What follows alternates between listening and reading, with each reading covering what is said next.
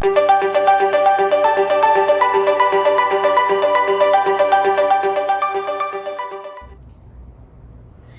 gente, professora Raquel aqui e nós vamos falar hoje sobre vozes verbais.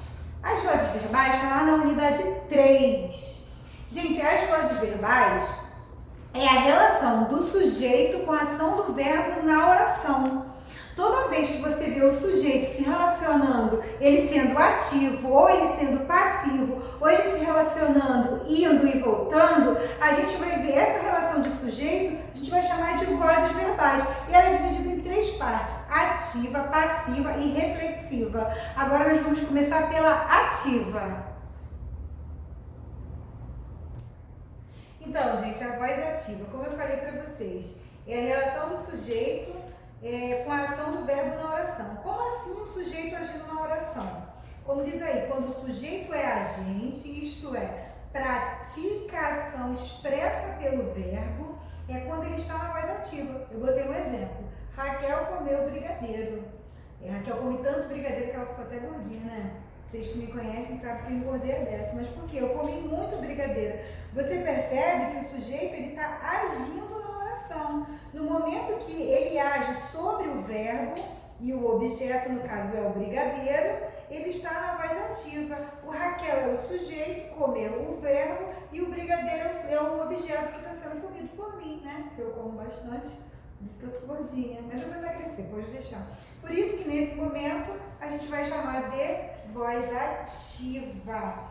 Agora, se a gente fizer um X, pegar o objeto, brigadeiro, e colocar na frente, pegar a Raquel e colocar atrás, e vai fazer o sujeito virar objeto, aí você vai ver o que vai acontecer. Mas a gente tem que manter a relação de sentido. Será que continua a voz ativa? Eu acho que não. Vamos lá para entender o que acontece se eu trocar o lugar, se botar brigadeiro no lugar e Raquel brigadeiro no lugar de Raquel e Raquel no lugar do brigadeiro, mas sem mudar o sentido. Você tem que entender que não se pode mudar o sentido. Não pode ficar brigadeiro comeu a Raquel, porque o brigadeiro não vai me comer, sou eu que vou comer ele. Então, se eu trocar, vai ficar na voz passiva analítica. Mas quando ele está na voz passiva analítica? Quando o sujeito ele é paciente, o sujeito tem que estar paciente, ele tem que receber essa ação expressa pelo verbo, essa ação de comer. E como vai ficar? Vai ficar: o brigadeiro foi comido por mim, porque eu amo brigadeiro, então ele foi comido por mim. Mas você percebe, aí você pergunta assim: mas professora, o brigadeiro foi para frente, mas ele ainda continua sofrendo a ação? Sim. Mas no caso, você vê que ele veio para frente, mas ele agora virou sujeito e Raquel não é sujeito. Mas você me fala assim: mas professora, por que pela Raquel não é sujeito? Porque nenhum sujeito, nenhuma frase, nenhum sujeito pode vir antecedido por uma preposição. Pela é preposição, então ele não pode vir antecedido por uma preposição. Por isso que Raquel não é sujeito.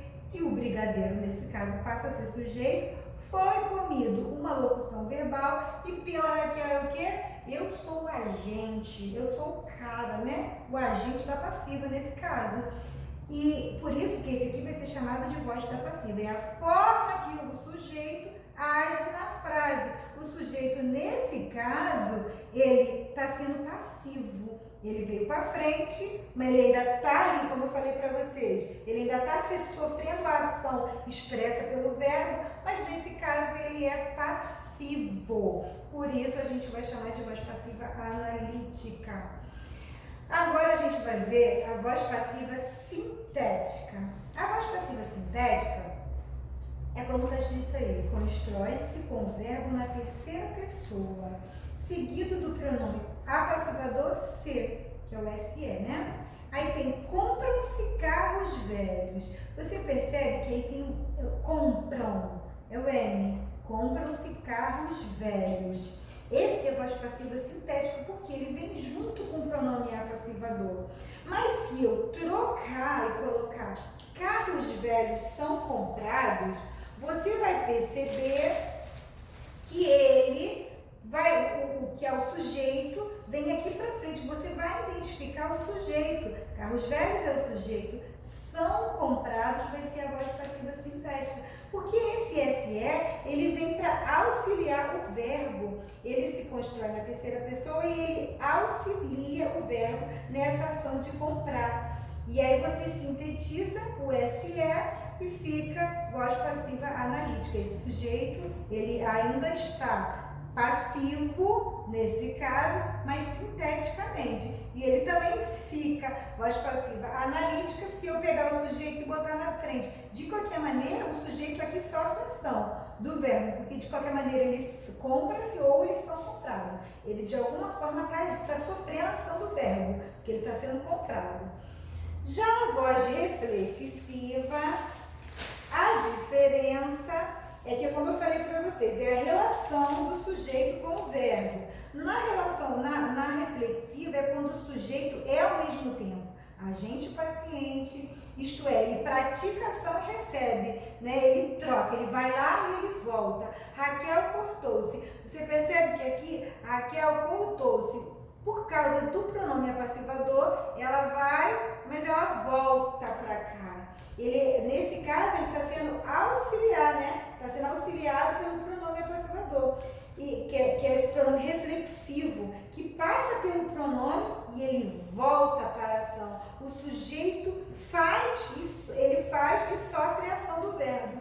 Quando ele faz e sofre essa ação do verbo, a gente vai chamar de reflexiva, porque ela cortou-se, ela se corta, né? Ela vai sentir essa dor. Então, corta e volta. Nesse momento que o sujeito vai e volta, a gente chama de voz reflexiva. Eu espero que vocês tenham entendido.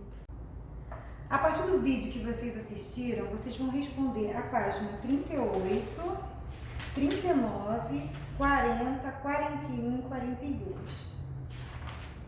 E é o capítulo 3 de vozes verbais. Qualquer dúvida que vocês tiverem, vocês já deixam para mim no chat, tá bom? Beijinho!